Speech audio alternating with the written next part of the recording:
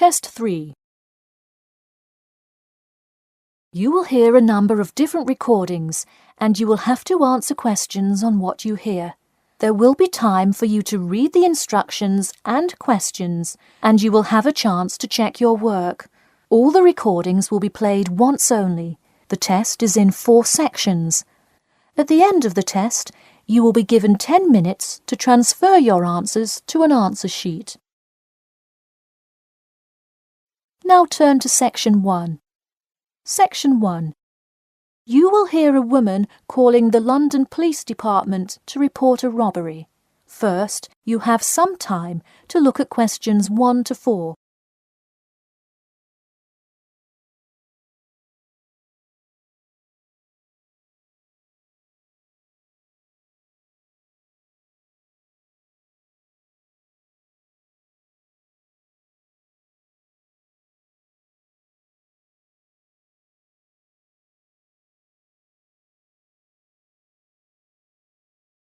You will see that there is an example which has been done for you.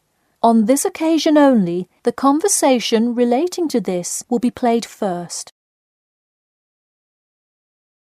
Hello, London Police Department. Yes, I would like to report a robbery. The woman says that she would like to report a robbery, so robbery has been written in the space. Now we shall begin. You should answer the questions as you listen, because you will not hear the recording a second time. Listen carefully and answer questions 1 to 4. Hello, London Police Department. Yes, I would like to report a robbery. All right, just a minute while I pull up the form. OK, could you give me your first and last name? Anna Grieg. Anna Gregg. G-R-E-G? No, Grieg. G-R-I-E-G. Got it. All right, moving on. Gender, female. Date of birth? 15th of March, 1980. All right, thanks. Just a few more personal information questions, and then we can address your claim. All right. What's the address? 4 Ellendale Street. That's E-L-L-E-N-D-A-L-E. All right, Ellendale Street. Yeah, we've had a lot of break-ins in that area lately. And the postal code? W5 2AT. And are you a citizen of the UK? No. OK. What type of citizenship do you have? Well, I lived in the United States for most of my life, but I am actually of Grenadian nationality. OK. So is that the country that issued your passport? Yes. All right. Before you hear the rest of the conversation, you have some time to look at questions 5 to 10.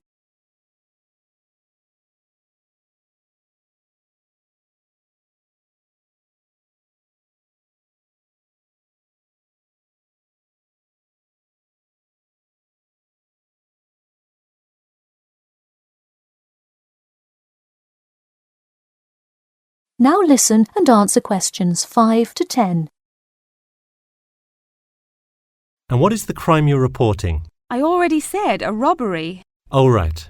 Sorry. This is about the 100th robbery report I've filled out today. Have you had any prior break-ins? In the building or just my flat? The unit below mine got broken into last year. No, just your flat. Oh, then no, not here. All right. Let's see here. Can you think of anything that was out of the ordinary around your building, or anyone who may have had reason to do this? No, it seemed like just a normal evening. I didn't see anyone suspicious and can't think of anyone that would target me specifically. How long has this been your place of residence?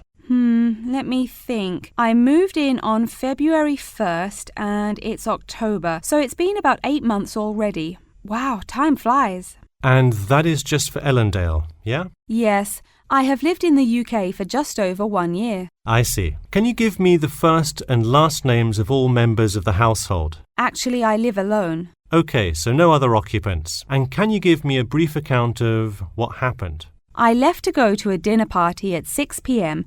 and when I returned at 11, I found the place ransacked and a lot of my things gone. Any sign of forced entry? Yes, the back door was wide open and it looked like someone used a crowbar to force it open. I see. And just to be clear, was the door locked when you left? Of course. Hey, you would be surprised how many reports we get where people have failed to lock their doors. Now, I need you to list any missing items valued above £200. So far, I'm missing my computer, my purse with my wallet in it, and the TV.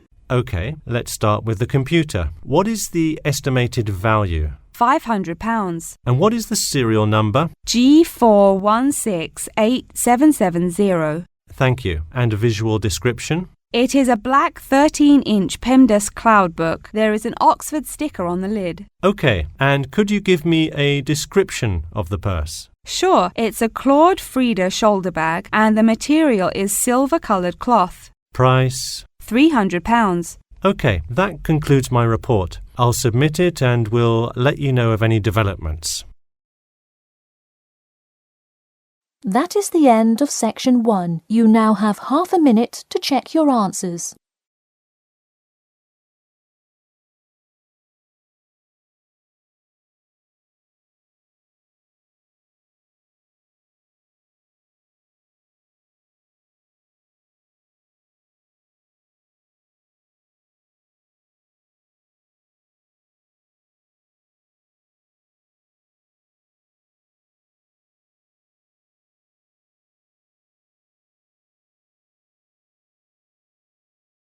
Now turn to Section 2.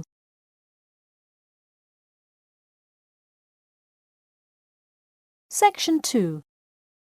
You will hear two students called Mark and Gina asking their tutor for advice on the extracurricular project. First, you have some time to look at questions 11 to 14.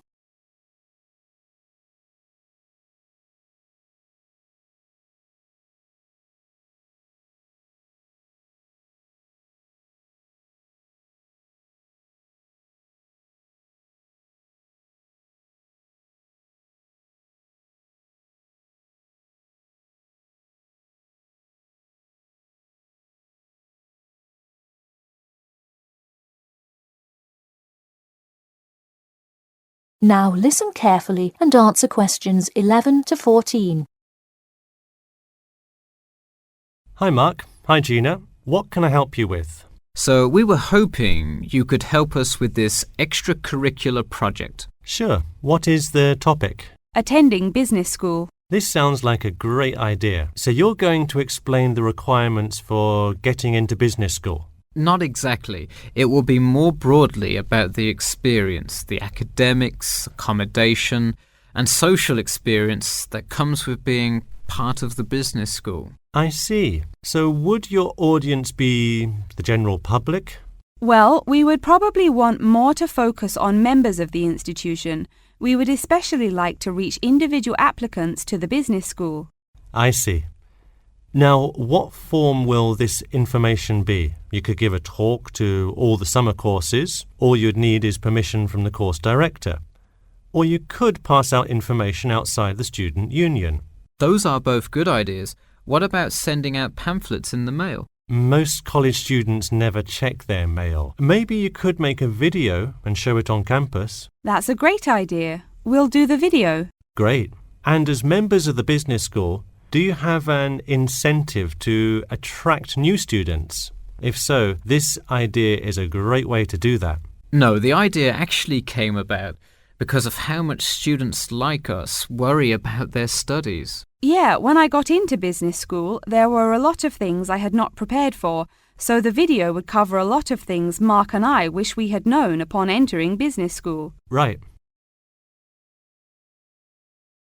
Before you hear the rest of the talk, you have some time to look at questions 15 to 20.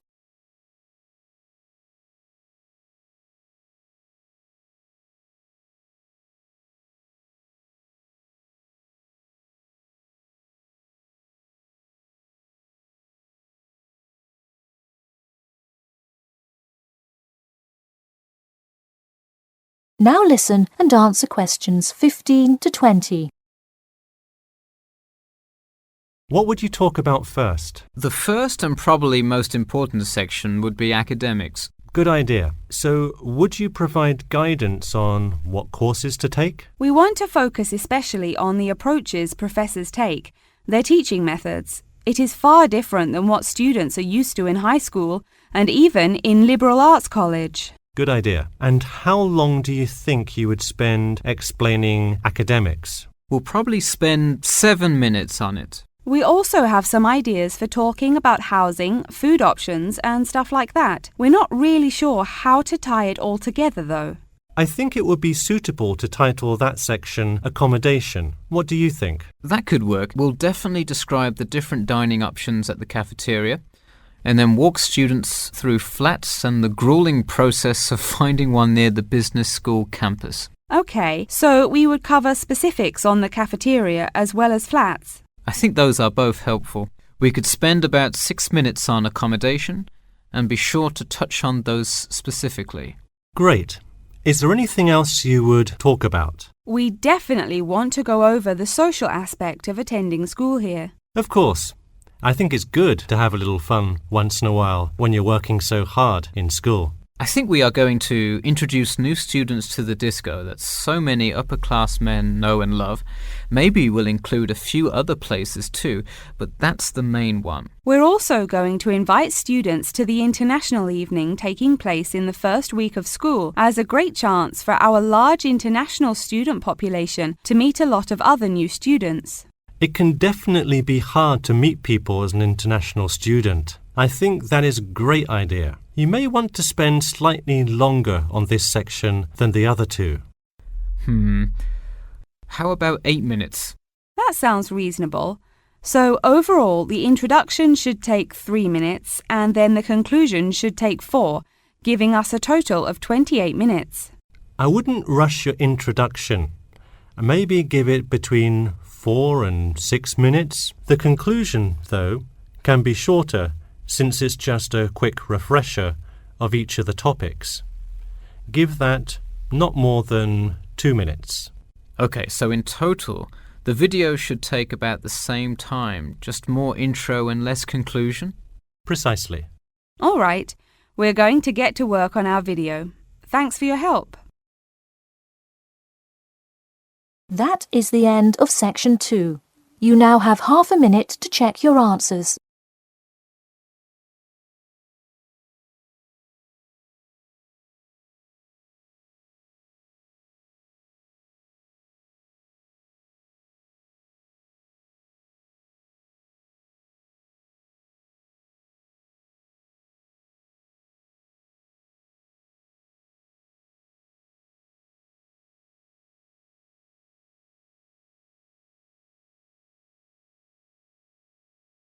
Now turn to section 3.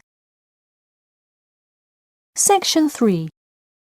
You will hear a student called John talking to his classmate Danny about the details of his research project. First, you have some time to look at questions 21 to 26.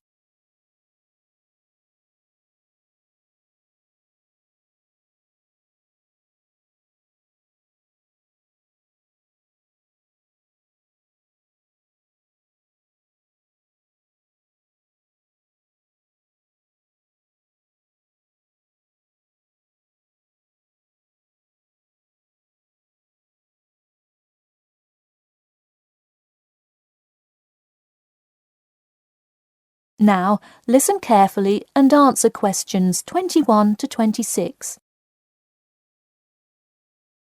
So, tell me about your research project, John. I created a questionnaire for the study to determine people's opinions of the relative feasibility of earning a living in Brisbane.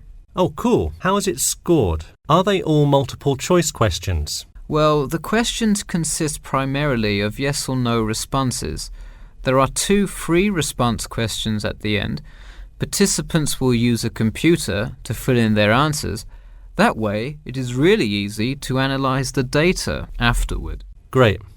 It sounds like you have a pretty solid idea of what you should do. Just don't forget to submit a copy of your plans to Professor Curran by the 15th. Oh, I almost forgot. You don't do it for the high grade or a praise, but he can review and give you feedback. Right, that will be helpful. He has been conducting studies like this for 30 years now. Yep. Oh, and I'm curious. Are you going to be in the room giving subjects directions for the questionnaire? Well, I think the instructions will be provided by another representative who will not be analysing the data. I want them to feel they can answer and be completely anonymous, so I will not be in the room. Anonymity is really important for this study. I agree. Good idea. You should tell the representative to remind subjects to fully consider both sides of each issue. Sometimes it's really easy to immediately check yes or no without stopping to think about it completely. That's so true. It's like a race to finish the questionnaire first or something. I'll make sure to include that in the instructions. This report has to be perfect. Wow, what's the big deal? I know it's part of your grades and all. Well, it's that, but also a well-executed study could grab the attention of faculty in the department, which would be a huge deal. So, for attention?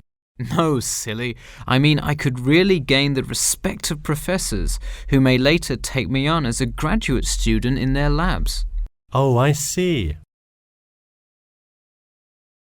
Before you hear the rest of the talk, you have some time to look at questions 27 to 30.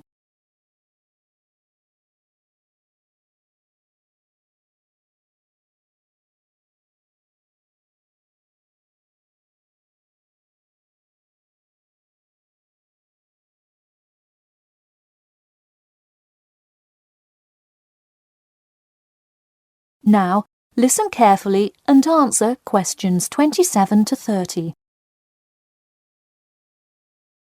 Let me take a look at the survey.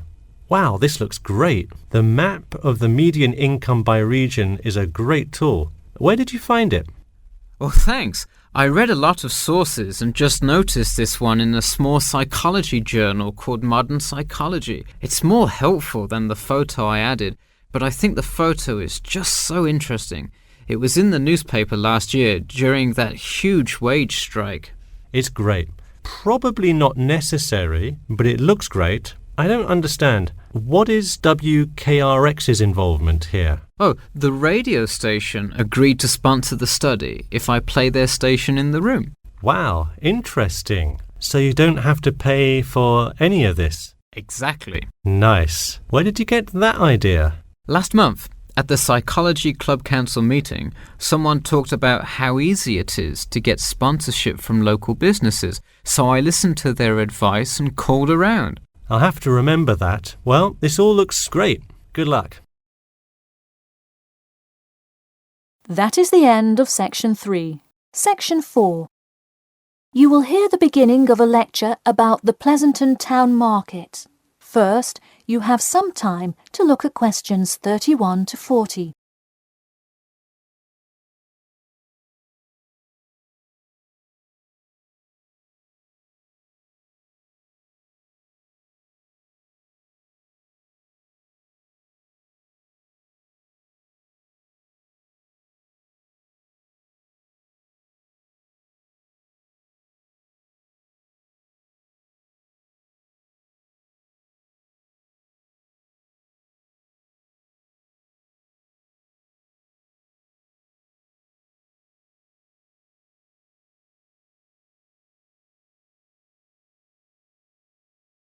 Now, listen carefully and answer questions 31 to 40.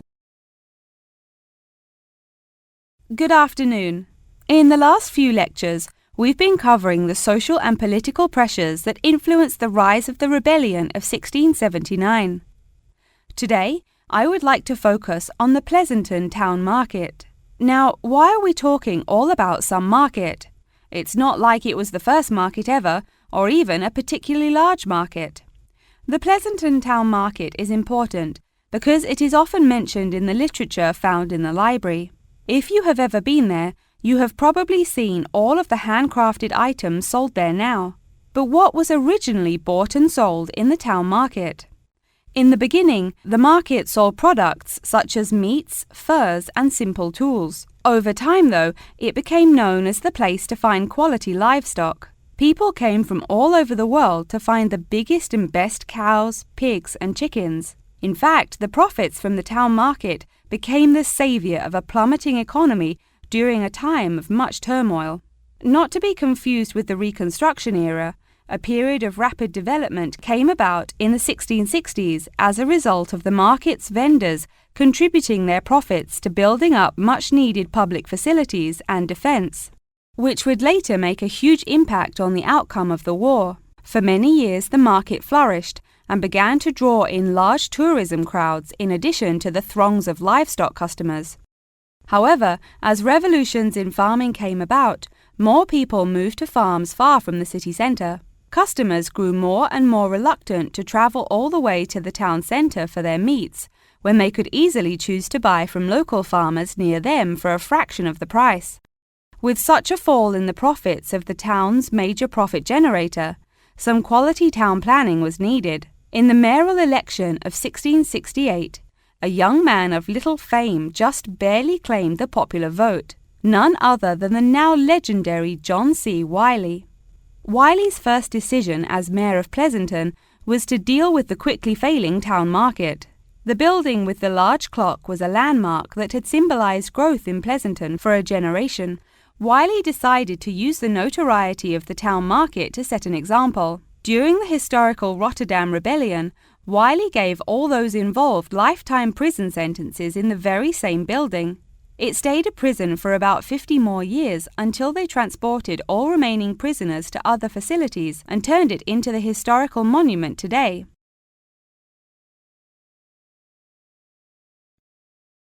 Now that you know the basics of the history of the Pleasanton town market, I will introduce your next group project.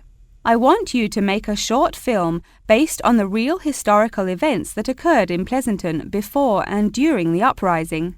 I will give you some class time to look through the library's reference section, but you will be responsible for conducting further research outside of class. I suggest starting by looking for information on the market itself. You'll find plenty of information. In fact, some students complain that there is actually too much information on it. On your own time, you could find family members of old war veterans to conduct interviews. Sometimes they provide wonderful insight that you wouldn't find in proper history books. But be careful, an interview that is riddled with bias is useless. I myself have some very old photographs here that you are welcome to take a look at for some inspiration. I'm lucky enough to own this one of Jim Wiley himself. Very interesting to see, but does not provide enough information to add much to your film. Feel free to take this film into whatever direction you choose. You could even do a crime thriller based on real outlaws. All you would have to do is look through the newspaper archives in the crime section during that time period. Try to get as much detail as you can, but you may end up having to draw your own conclusions. Okay, that's enough from me, so let's go on to... That is the end of section 4. You now have half a minute to check your answers.